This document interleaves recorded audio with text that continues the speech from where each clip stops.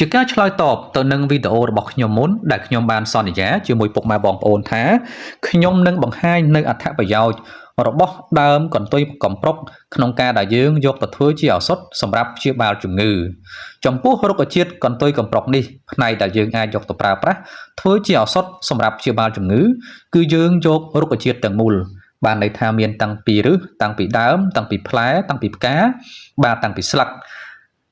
ចំពោះជំងឺដែលយើងអាចយកដើមកន្ទុយកំប្រុកទៅព្យាបាលបានទី1គឺយើងប្រើជាថ្នាំបើកម្លាំងទី2គឺជួយព្យាបាលផ្ដាសាយ